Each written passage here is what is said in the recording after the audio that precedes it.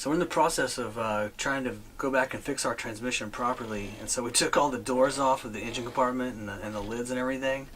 And then of course I got distracted because some of these hinges on these doors are a little bit bent, so they don't fit flush. And since I can't leave things undone, I can't leave things wrong, I have to fix these along the way. So that's what we're doing right now. And that one's bent too. So we're going to try to fix our transmission today, again, the right way. And one of the comments on our last video said to take the cable shifter piece off of the actual lever that engages the gears, and then start the engine and manually move that into gear and see if it will go into forward properly. If it does, then we know that we definitely have a problem with the cable. If it doesn't, then we have a problem with the transmission, I guess, or inside there or something. If that's the case, then we'll move on to, checking the transmission fluid, make sure that it looks right, make sure that it's in there to begin with, and then consider putting more in or changing it, if depending on the outcome of that. We've already got the engine warmed up, so it starts easy, and so yeah, we're gonna do that. We took the linkage off and we turned the engine on, and I grabbed the control lever and I put it forward, and you can immediately hear it clunk into reverse gear. And I can confirm that by going out there and giving it some gas, and the dock lines tighten up and it's trying to go backwards. Move it back into neutral, and then when I drop it into what is forward gear, the shaft starts spinning a little bit, but you never hear that telltale clunk where it really snaps into gear.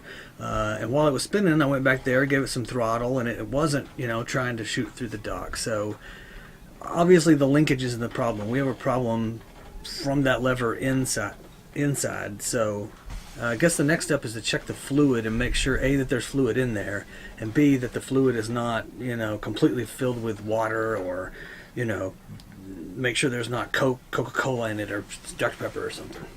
So, why are you looking at me like that? There's not Dr. Pepper. I don't know. I didn't take it apart. You don't know what's in there. It could be filled with candy canes and unicorn piss. So, we're going to take it apart and try to figure out what's in there. So, in order to check the fluid on the transmission, we have to get to that bolt right there, which doubles as a dipstick. Basically, you take it out, wash it off, put it in but don't screw it in, and then check the level. In order to get a socket on that, I have to move this heat exchanger, or remove this heat exchanger.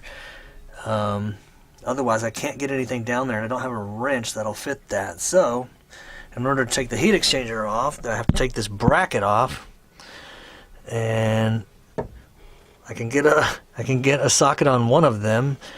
One of the bolts that holds it in, but not the other one, so I'm having to use a wrench and come in from the side. So this is a big huge pain in the ass. Got the bolt out, which has the dipstick for the transmission fluid, and there's a little notch right there, which you probably can't see.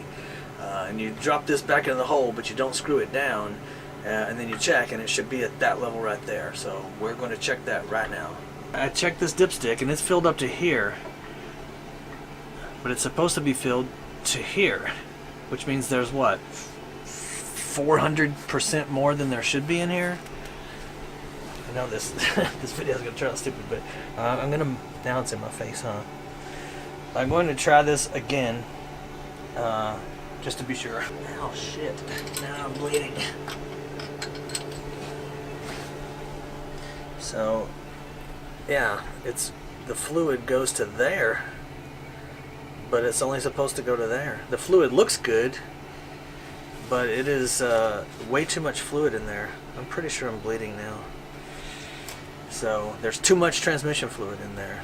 So we plan on doing an oil change today, but I can't get the oil filter off with my hand, and I left an oil filter wrench at home, unfortunately. So on the off chance that too much transmission fluid can cause a problem like we're seeing, we're going to switch it. That's what we're going to do now. We'll use this bad boy to do it, and yeah, that's what we're going to do.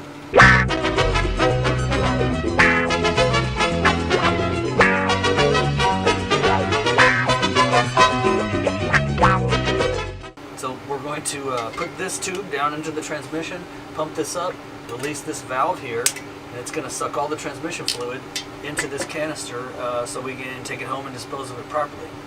29, 30. Ready? Look at it. Oh my God, there it goes. Look at it. You see it? It's beautiful.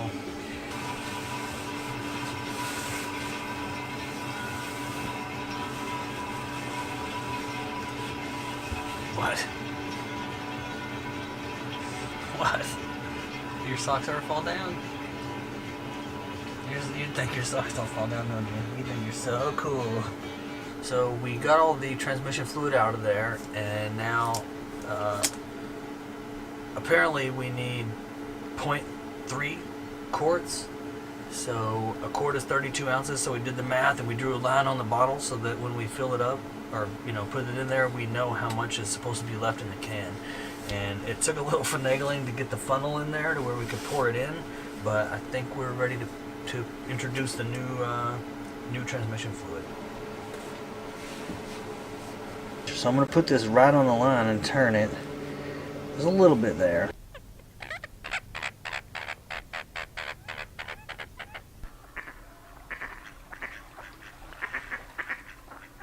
When we bought our boat, our intention, our plan was to fix everything that went wrong, no matter what it was. In the long run, when we go full time, then that expertise is good to have. That knowledge is handy. There are two things on a boat that I think can get a little bit out of hand. One is the engine, and two, unfortunately, I believe is the transmission. I think we've left our realm of knowledge with the transmission at this point.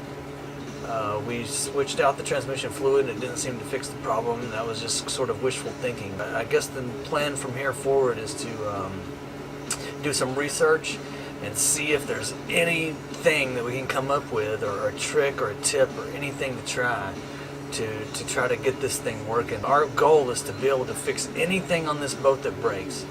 But like I said a while ago, I don't think that engine braking, there could be a few things wrong with it, but when your engine is bad, you're just kind of screwed at that point, and you have to get help. Unfortunately, the transmission is the same way. I don't think that the transmission is going to be something that we can fix. Can you fix the transmission? No, but we might learn to drive backwards. Yeah. Backwards gear works, which is fine. We could just drive backwards all the time. Technically, we could do that. We could back out of the slip. We could do that. What are you doing? Come on! Dad, I'm pushing the gas down. It ain't moving. I don't know. Sounds like the transmission. Try another gear. What was that? Reverse works, Dad. It doesn't sound very much fun. It's not No, safe. that's not cool. Your neighbors would probably make fun of you if you just drive around backwards all the time. There are a lot of other projects we can do in the meantime while we're trying to figure out if there's anything we can do to fix the transmission, or if we have to, to go get it fixed by someone else. We have a whole list of projects that we can do, so it's not the end of the world in terms of moving forward with the boat, and there's plenty of things to be done. It is 64 in here right now because we got our heater running, but outside it's yesterday I think it got down to 25 last night. Last week it was in the mid to upper 70s, so there was plenty of good weather. This week 25. Probably shouldn't go sailing when it's 25 degrees, and I don't think we really have any intentions of doing that. So we have some time to work on the other projects, change the oil and all that kind of stuff before summer gets here and we can go sailing again. Yeah. And in the meantime, figure out what's wrong with the transmission.